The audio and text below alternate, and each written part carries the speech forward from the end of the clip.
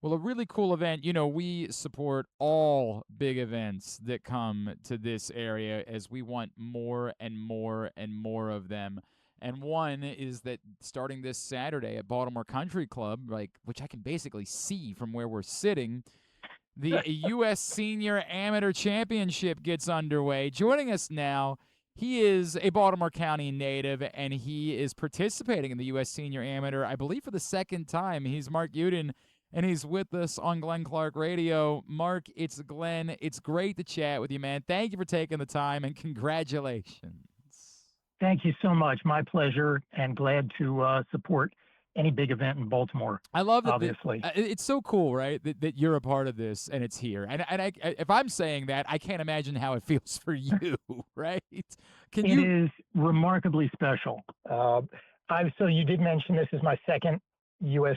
Senior Amateur. I played 2 years ago out in Tennessee, and when I got to the venue and saw the way they run things out there, it's fantastic. The way they run it, they had a list of future sites for the next 5 years. And I had no idea that Baltimore Country Club was going to be in 2026. And I made a mental note to myself to circle it on my calendar and do whatever I could to try and qualify. And to have it actually come to fruition, to qualify and to participate out here with so many family and friends being able to watch is really special. I can only imagine, right?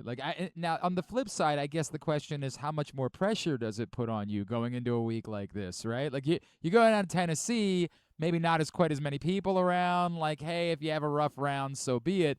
Now you got a lot of people that are expecting you to hoist a trophy at the end of this thing.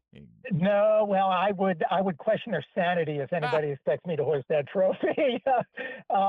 No, honestly, the pressure was in qualifying, and there was nobody there watching except the fellow participants. But very, very difficult to qualify if you're not exempt. So just being able to participate and qualify is really the difficult part. This weekend will be a lot of fun for me. I'm looking at it as just icing on the top. It's going to be a lot of fun for my family that doesn't get a chance to watch me play golf, even though they hear me talk about it almost on a daily basis. It'll be fun. The pressure would only be self-imposed, and I have no pressure of expectations for myself. I'm really limiting what kind of pressure I put on myself in terms of how I play. I just try to prepare as best I can, and then hit the shots when you tee it up, see what happens, and we'll see where things end up. Yeah, I'm not going to accept this, Mark. I'm going to need you to win so we can talk again next week to the champion of the event. I'm gonna put. You're sounding like when my when I don't know if I'm assuming you know Drew, because everybody in this golf world. When my buddy Drew Forrester made the U.S. Senior Open a couple years ago, he's like, I'm gonna go out there and have fun. I said, the hell you are. You go win. You go win the thing. You're there. You came up just a little bit short. Just a little bit. Just a little bit. I've played with Drew before. I saw his head cover at U.S. Senior Open. I was very impressed. Yeah, it's a pretty cool thing. And that's it's neat to be at this level. I've never been much of a competitive golfer throughout my life. When I was younger, I just played for fun, and it was social.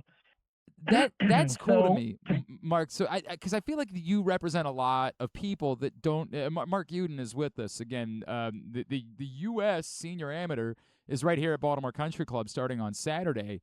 I think you represent a lot of people who, growing up, you're into other sports. You were a lacrosse player, correct? Correct. Golf I played. I started playing when I was young, very young, as a way to spend time with family. My father. And parents and grandparents, friends. It was social. And then I decided to pursue a career which did not really lend itself to playing during the week or even practicing during the week. I got married. I have a daughter. I want to spend time with him. And I did not want to spend every waking hour practicing and playing. I would have burned out, and I would have been divorced, and it wouldn't have worked. So Honestly, I was truly a weekend golfer. Played on the weekends with friends, and it was fun.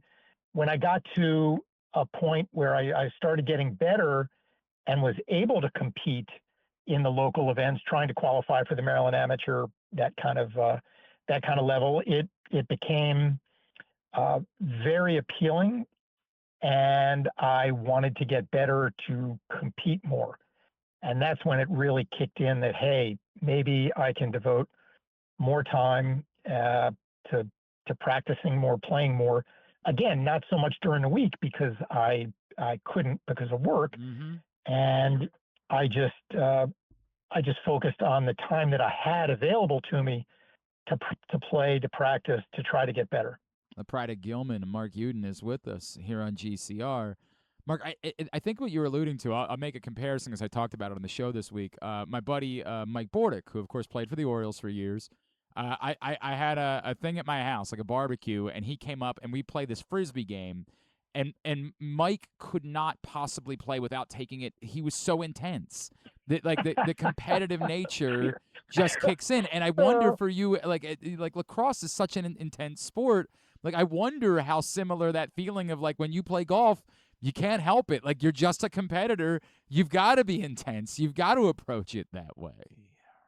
yes, I think the mentality leading up to the events is the same. There's a strong desire to do the best you can to compete, uh, as hard as possible and play as well as you can.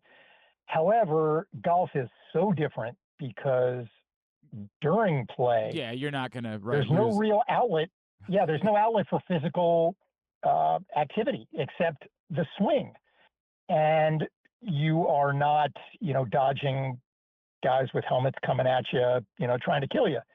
So there's really, and you're not doing the same. There's no physical activity. That was the one of the most interesting things that I had to learn when I started competing a lot more was how to channel my energy, and it couldn't be physical. I mean, I had to adjust mentally to how to play golf and kind of tone down the intensity that I would otherwise have on a lacrosse field, let's say, uh, because there's no outlet. And then the hardest adjustment for me personally, I don't know about other golfers, but the hardest adjustment has been how to handle myself mentally during the round. Hmm.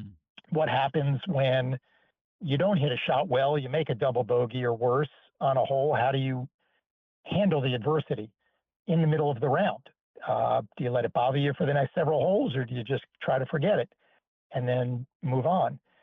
The mental aspect is something that I really had to learn, and that took time. I'm totally honest, it took time for It, me, and I'm still battling with is how it to handle it. possible that at some point in your life we might have ever seen you throw a club? You might have maybe let a little bit of it out at some point.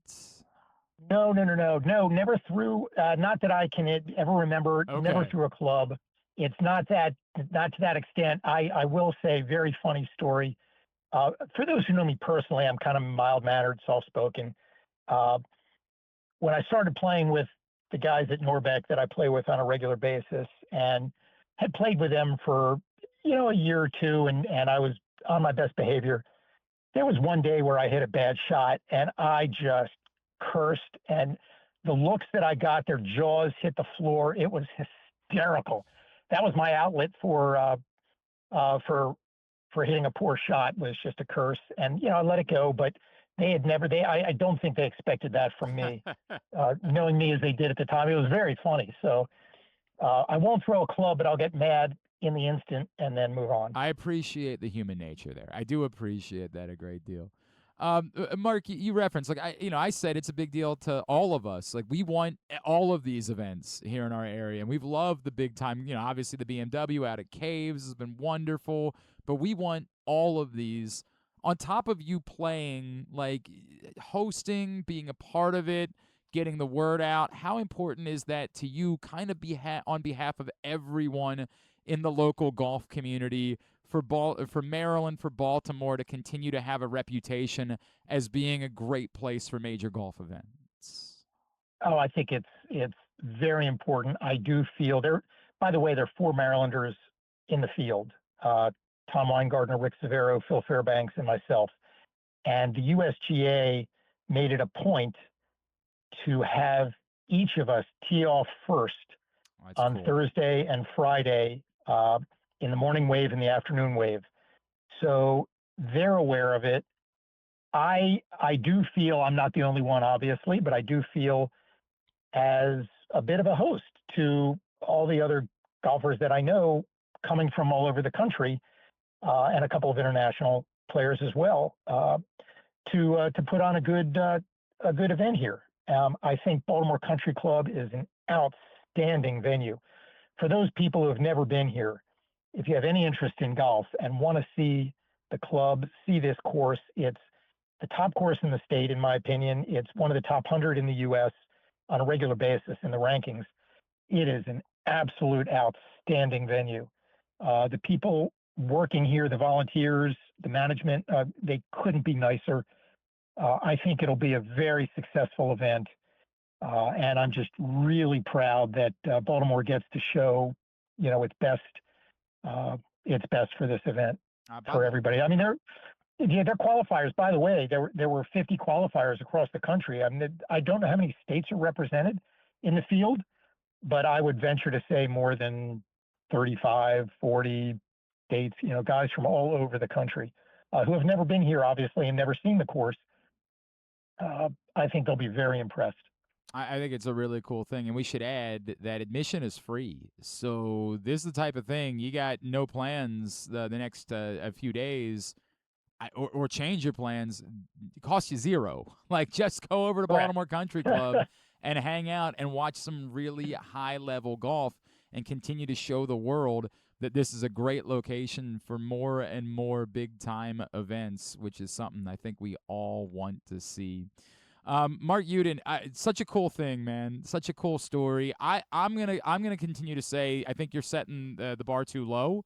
I'm wanting at least like a Final Four run out of you in Okay. all of this. Okay. I would really like it if you're hoisting the trophy, and then we're talking about it again. I would Thank really you. appreciate if that was the case. But more than anything, Let me. yeah, Yeah. No. Let me tell you my bar is set low publicly. okay, I do have higher expectations than I'm telling you. I I would appreciate it. never admit it. And, yeah, if you ask me, I'll never admit it. What Marc, my expectations are. Marc, congratulations, man. It's awesome Thank you. that you're doing this, and looking forward to seeing you out there. Thank you for taking the time for us. We really Thank you appreciate very it. much, Glenn. Appreciate it.